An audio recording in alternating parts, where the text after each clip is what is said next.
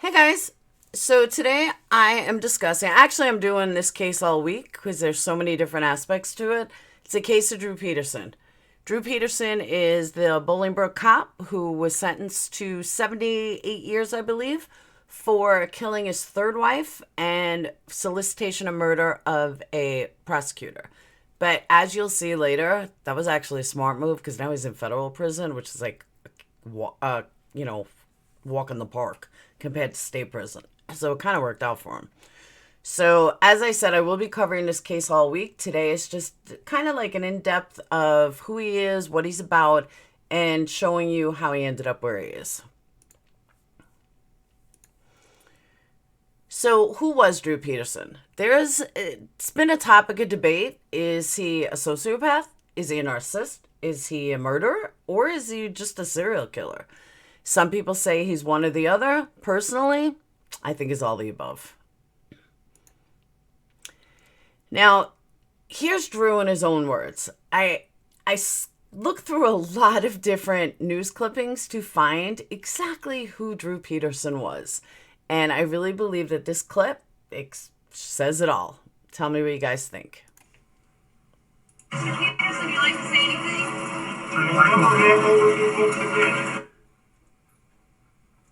I've talked to you before, so I got kids in the car, you morons. We're not shooting the kids. I'm talking to them. Please go home. Thanksgiving's next holidays. Please go home. Please leave me alone. Please don't get involved in my little world. Folks, this is the holiday season. I know at least 5 families that are losing their homes that are in this area. You probably should put a maybe. And by the way, that's not me typing. Saving these people and their families. Or reaching out to your fellow man. If someone needs a shoulder to cry on or you need a meal for their families, you guys should be maybe putting a little more effort into doing that rather than harassing my family. Folks have to think. Were you ever physical with her? Never. Never. So those stories are totally untrue. Correct. I'm a police officer. Right. And I don't work for the phone company or the power company. And as a police officer, we don't have the same ability to do things as the common person. If I get involved in a domestic situation where I'm physical with a wife, I'll lose my job. And I would never even care to even come close to risking that. And I kind of challenge anybody out there to find anybody that has ever even seen me mad. So You don't have a temper. no, it's Are you in love with Stacy? very much so. Think she might be alive? I do. All right, so before I move on, I just gotta point this out. And for anyone who likes Trump, don't get mad at me, but look at those facial expressions. Those facial expressions are just like Trump, like to a T. And to be honest with you, many narcissists make those same facial expressions, the same eye movements, and it's pretty interesting though when you really think about it. Wow, that does look like Trump. So, who was Drew Walter Peterson? Well, fortunately, he's a Capricorn because he's born a day after me. He was a very decorated police officer. He was married 4 times. He produced 6 kids.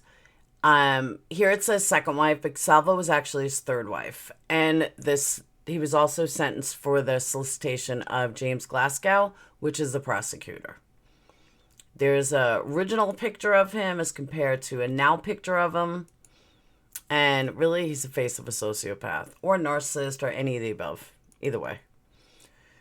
So now you think, what is a sociopathic personality? The term sociopath was created in 1930. It's definitely changed a lot over the years, though. Now in the American Psychiatric Association, or better known as the DSM, it's more of there's a persuasive pattern of disregard and for violation of the rights of others since the 15 years of age. So they actually say that you can't be diagnosed before age 15, which I don't know really if that hurts them or helps them, that you shouldn't diagnose someone before 15 because maybe they could, change their path by the time they turn 15. I don't know, just an opinion I'm going to examine later in the week. So technically, what is sociopathic personality? Someone that fails to conform social norms, anyone that's impulsive or a failure to plan ahead, irritability and aggressiveness, reckless disregard for safety or self of others, constant irresponsibility as indicated by repeated failure to sustain constant work behavior on financial situations, lack of remorse. So basically, the biggest piece of shit you can think of that doesn't care about who you are, how they hurt you, or anything, and will, lie, will do anything they can just to make you look bad or make their intended target look bad and not even think twice about it. Now, he had 4 wives. His first one was Carol Brown from 1974 to 1980. His second wife was Vicky Connolly from 1982 to 1992. This man did not, worry about not being single. Kathleen Savio was from 92 to 2003. And Stacy was from 2003 to present. See a pattern here? I'm surprised he even had a 2-year leap between Brown and Vicky from 80 to 82. But in those 4 marriages, he has 6 kids. Technically, he's still married to Stacy because she's considered missing. So as long as someone's considered missing, they're still technically married. And there's his 4 wives. Okay. The one on the left is Savio, the one that was found in the bathtub. The one on the right is Stacy, who is missing. Stacy was way younger than he was. I think Drew Peterson was older than her dad. Just a little background. He was in 1972. He graduated from high school. She wasn't even born yet. Stacy wasn't even born yet. He went to train as a military police officer. He had a 30-year career with the local police force of Bolingbrook, which is where he was born. He was assigned to narcotics in 1978. And he received Police of the Year award from the department in 1979. Now, once Stacy went missing, or a month after Stacy went missing, he did retire. He was 53 years old, and even though he was under investigation for Savio's death, the police still gave him an $80,000 a year pension, or $79,000, $6,600 a month. One day after his conviction in May of 2016, his pension was terminated.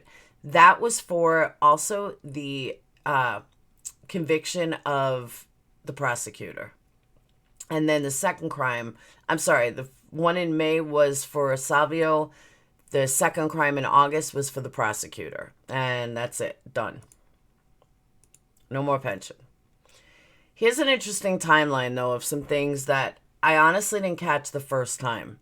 So 1974, he marries Carol Brown. And right after they graduated from Willowbrook High School. 1980, they divorce. They have 2 sons, Eric and Steven. In 1982, Drew's 28 years old, and he marries Victoria, who was 23 at the time, who's now Vicky Connolly. 1983, Jessica Cales, which is the youngest child of Christy and Anthony Cales, dies in Downers Grove house fire. Jessica Cales is Stacy, the one that's missing. That's her family. In 1984, Stacy is born to Christy and Anthony Cales. In 1987, Stacy's younger sister, Lacey, dies of SIDS. So Stacy has a lot of trauma in her life. Both of her sisters are dead. 1992, Drew and Connolly divorce after she learns he's cheating. So he starts dating Savio, who is 20 years younger. This is when you start to see the pattern that he really likes younger women. 1998, Stacy's mom goes missing.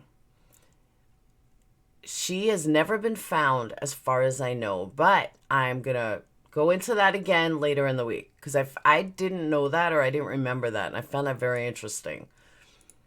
2001, Drew is 47. He meets 17-year-old Stacy. She works at a hotel. They both work midnights. That's how they met. I don't know. When I was 17, I wouldn't even look at a nasty-ass 47-year-old. That's like me now. I'm 48. I would never date an 80-year-old. Not an 80-year-old. I would never date like a 67-year-old. To me, that would be like dating my dad. Yuck. 2002, in the midst of a bit of divorce, Savio sends a letter to the assistant state's attorney saying that she's really afraid of her husband. They're in this bitter custody fight and this bitter divorce, and all in the meantime, Stacy marries Drew Peterson. In 2003, Peterson and Stacy have their first child, Anthony, and Savio and him are still embroiled in this horrible custody fight. 2004, Savio's body is found in an empty bathtub in her home. Bolingbrook police respond, obviously it's his department, to the scene, but eventually call the Illinois State Police to investigate the death.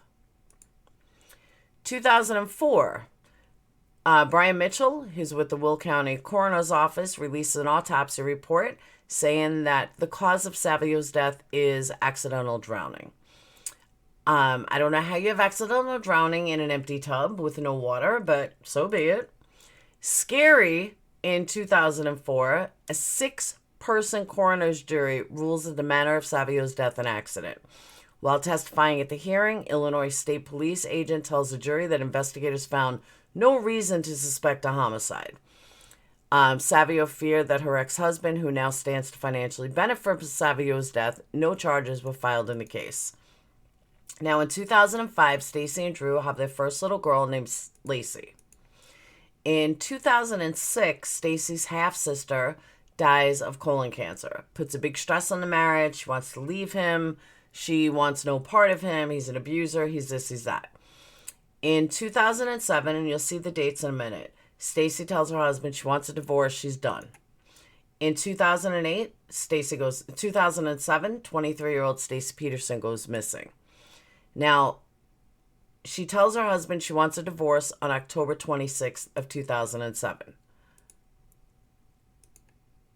On October 28th of 2007, Stacy goes missing. Now, what makes this most interesting, though, which again I'm going to get to later in the week, but what makes this most interesting is he just went through this bitter, horrible custody fight. He's not going through it again. He's not going to lose his kids. He's not going to have this woman take his kids. This is so stereotypical and narcissistic behavior in court that the courts really need to see it a lot better. So the police bring in his stepbrother for questioning to find out what he knows, what they can do, was he involved? And this is how it went down. He said, "How much do you love me?" As we were driving. And I said, "I do." He said, "Enough to kill for me?" I said, "No." I said, "I can't kill anybody." When he said, "How much do you love me? Do you love me enough to kill for me?" Who was he talking about killing? I didn't know at that point. At that point you didn't know? Okay, at what point did you know? After he had said, "I think Stacy's cheating on me." What was he saying all this time? I don't recall him saying anything. You don't recall him saying anything? No, I was trying to block everything out. Why? Because I had a feeling he was going to have me out move a container with her in it. You got to go upstairs. How far up the stairs? To the top. What did you see? It was on the landing, a blue container. A blue container? Yeah. Describe this blue container. It was about so high. So high. Give me some feet, man. I don't know. 1 feet? 2 feet? No, you can stand up if you want. Go ahead. It's probably about up to my knees. Camera was about that round. What? A circular top. So was the full container circular? Yeah. Okay. All right. What color was it? Blue. Okay. Did it have any handles? No. Describe it to me, man. We had to grab it from the bottom. It was just perfectly round. Okay. Describe the top. It seemed like it might have spun out. It was like a screw on top?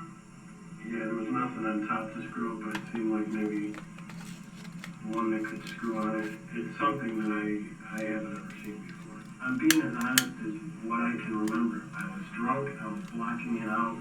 I didn't want to know anything. But you did know, right? You knew, right? What did you know? What did you know? I knew that we were probably moving Stacy's body. And you did nothing. Nice. So here's a deeper look into cops, and all these statistics were taken from the National Center for Women in Policing. I can't confirm that they are correct. I'm just going by what I read. Look at police officers who abuse. 20% of all police officers are psychopaths and or sociopaths. 40% of police officer families experience domestic violence. 24% of the domestic abuse with police officers involve older police officers. 50% of all police involved in domestic abuse are still paid. 10% of families in general experience domestic violence. And 1% of only 1% of police are convicted of murdering a spouse. Now, if those stats are true, that's some bad statistics. I mean, I always thought like 1% of cops are fucked up, but no, it seems like there's a lot more. Now, this interview is probably one of the strangest interviews I've ever seen. Now, I'm not sure. Yeah, he was still out at this point, but she did not want to talk. And just watch it. You'll see what I mean. It's just so weird. Over to Drew's and help her get her and her stuff out of his house. As Ernie Raines approaches, Drew Peterson is barely visible behind the front door. Hey, Drew. Yeah, come to get my daughter's stuff. Her dad. No, I want to do it now. I want her stuff out now, Drew. Don't play games. Okay? You're fooling with the wrong guy. Don't play games, Drew. Christina watches from the car. This I want her was stuff out of after. here. I'll bring the police. I'm calling 911. This was after Stacy went missing, his new And when girlfriend. his daughter's possessions are not immediately surrendered, Ernie Raines calls the police. I'm over by Drew Peterson's house. I said, I'm calling 911. And then they came out, and then he had to give it. I wasn't going to leave until I got his stuff out, because he just fooled with the wrong guy. Joining us are Christina This and is one Ernie of the Raines, weirdest along with interviews CBS I've News ever legal seen. analyst Lisa Bloom. Good morning to you all. Christina, let me begin with you. Can you walk us through your relationship with Drew Peterson? When did you meet him, and how did you meet him? This is so weird. I had met him at a bar. But before that, I have known Drew Peterson ever since I was like 15. So, did you know his wife Stacy as well then? Yes. Okay, and how did this relationship with Drew get to the point where you were engaged to him? It started out as a friendship.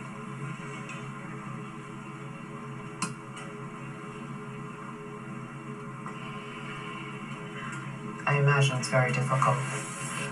I can add a little bit to that. We moved to Bolingbrook when we were little. And Drew Peterson was a policeman and sergeant at the time, and he helped me a lot, and I trusted him. And then all of a sudden, later on, I got word that he was trying to date my daughter. That he was trying to date your daughter? Yeah. At what point? After Stacy had been Yeah, reported after missing? Stacy disappeared, and 6 months ago, I believe it was, my daughter works at a restaurant, and then he was going in there and then going where she was hanging out at, and just kept pursuing her. And how did you react to this? I wasn't happy. I said she knew how I was, how I felt about it. So what I tried to do, I called the state police. They says that it's an ongoing investigation. There's nothing you can do. I called Bolingbrook. I sent a police car over to their house to do a track number, which is where I got the officer's name, badge number, and report number. Next day, another officer called me, followed up on it, and said, I wish you luck, but there's really nothing we can do. Christina, let me ask you this. Okay, obviously your father wasn't happy finding out about you two dating. How would you describe Drew as a person?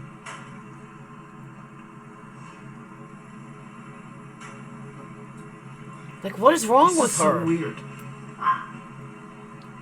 Was he kind to you? Yes, he was very kind to me. Was he ever violent towards you? No, not at all. How was he as a father to his children? He was a great father, and he was really good to my kids. Did he ever talk to you about Stacy after she went missing? I don't feel comfortable You answering that right now. don't want to discuss it. What, you said you knew Stacy also. Do you think he had anything to do with her disappearing? I really don't feel comfortable answering that at all right now. Do you think he had anything to do with the mysterious death of his third wife? Don't want to answer any of those questions. Like, what right is now. wrong with What her? do you want the public to know about you or about Drew Peterson? Well, that like I'm a good person and I have a good heart, and instead of following with my head, I followed with my heart. And Do you love him? I don't love him. Did you love him? I thought I did. How did you become engaged to him? When did you become engaged to him? It was never an engagement. What was Really? it then? It was more like a stunt. A stunt. Yes. On whose part? On Drew, so he could be in the media. Did you know it was a stunt when... Well, he had told me that his lawyer had wanted him to be in the media and wanted to propose to someone at a restaurant. And then what happened? So he said to you, we're friends, we're dating, you want to be part of this stunt? Is that how it went down? That's how it went down, but I would not go with it. I would not go along with it. What would you say to him? I told him no, and he had said, well, if it comes out that I'm engaged to someone, it's not really true. So you were never engaged to him, is that what you're saying? No, I was never engaged to him. But he was putting it out there that he was engaged? That he was engaged. To you? He had told me that he never said it was me.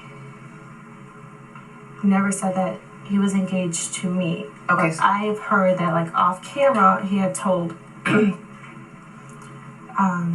think his producer or publicist, that it was me.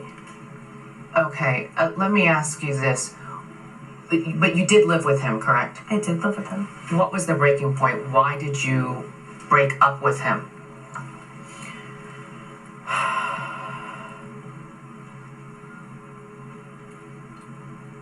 All it was I moved in with him, and the reason why I had left, I had went on a Monday to collect some of my items from my apartment. From your apartment that you shared with him or your own apartment? My own apartment that I shared with my ex-boyfriend, Mike. Okay. And he had sat me down. Who sat you down? Mike. Okay. And he was telling me, you know, this is not right. He's not a good guy. Just kind of opened up my eyes, and a lot of things made sense. And he guided me from Monday through Thursday. And Thursdays when Mike had asked me to move back in. With him. With him. Lisa, let me bring you in. From a legal standpoint, let's just say Drew Peterson does propose to someone, anyone. Mm-hmm. Can he even legally get married to a woman right now? Because isn't he still considered married, even though his last wife is nowhere to be found? You really put your finger on it. He can get engaged, but legally he cannot get married. He is still legally married to Stacy Peterson, who is missing, been missing for over a year, and her clothes are still in that house, right, Chrissy? I mean, they're still in the closets. She's still a presence in that house. In the final seconds, Lisa, what do you make of all this? If you were advising Drew Peterson, if you were his attorney, what would you say? Well, I wouldn't be advising Drew Peterson. I think he's getting bad advice, and I've been very happy to be advising Ernest. And I want to give a hats off to Ernest for being the dad in this situation, for staying close to his daughter, for being there for his daughter, and for helping her to get out of this bad situation. It really is a success story. We don't see a lot of these. Lisa Bloom, Ernie, Christina, thank you for all coming on. I got one comment to make. Johnny Cash came out with a song that Chris Christopherson wrote, but Johnny Cash sang it. And? And it was called Beat the Devil. And that's what we did. We beat the devil. Ernie, we thank you. Thank you all. And I want to holler out to Phil, Dr. Phil. I want to thank him so much. All right. And I want to thank her. Thank Because you. was it for them? Yeah. And Mike. All right. Hats We off. gotta go. Ernie, thank you so much. We're glad, Christina, we're glad that your dad is happy and that you know I'm that happy. you're safe. I'm Okay? happy. Was that like the weirdest fucking interview you've ever seen? It was so strange to me. So, Drew Peterson, 65 years old, convicted wife killer, who was also once tried off to a state attorney, compared federal prison to a dream in prison telephone interview with Fox 32. Now, I'm going to sum this up. You guys can read it if you want. But the sad part is that he's still getting treated like he's somebody. Federal prison is a lot better than state prison. You get a lot more responsibility. It's not as dangerous. You're in there with more white collar crimes. If you kill a cop, you can go to federal prison. There's many different reasons why someone will go to federal prison, but it is 1,000 times better than a state penitentiary. And he pretty much says that. He says that, he's perfectly okay with being in it because it doesn't matter to him. It's good to go. Unfortunately, though, because Stacy's still missing, he's never been charged with her death until they find her. If they ever find her, it's been so long. What he did with her remains to be seen. Nobody knows. Now, Drew Peterson's son spoke out many years later on what he thinks happened to Savio and Stacy. Now, when you have a family member that says they did it, it kind of lends more credibility. But what do you guys think? About Drew's likely involvement in his ex-wife's death and disappearance. Do you think your dad killed Kathleen? I'd probably say so. Yeah, I think he probably did it. Over time, okay, now Stacy's not coming back, and they finally came to the realization, well, maybe he did have something to do with this. Cassandra Kales always believed that Drew Peterson killed his wife, her sister Stacy. When Kales saw a Lifetime show featuring Peterson's eldest son, Stephen, she was repulsed. What did you think? It was fake. So he just put on a show, trying to make people feel sorry for him. Drew was convicted of murdering his third wife, Kathleen Savio, in 2004. He's suspected in the 2007 disappearance of his fourth wife, Stacy. The show also showcased a first meeting with Kathleen's sister. I hate your father. I'm sorry. Did he ever tell you he did it? Never once. We were told it was an accident. We just accepted that. For Stacy's sister tonight, It's just disgusting, it's bittersweet. It took him long enough to actually come out and say that, so I've been saying it since day one. Stephen raises his 4 half-siblings at Drew's former Bolingbrook home. He had no comment for us tonight. While there's a bit of closure for Kathleen's sister, Stacy's vows to keep fighting for hers. I guess I'm relentless. I will never give up. Stephen did tell the Tribune he was paid $10,000 for the interview. He added that Drew is still his father, but he still loves him. Drew Peterson, by the way, is serving a 38-year sentence for the murder of Savio, 40 more for trying to hire a hitman to kill the Will County prosecutor. We're excited in this was Fox News, CNN, HLN, Lifetime, and National Center for Women in Policing. I do have to give credit to Stephanie S. for the beautiful artwork. And that's it.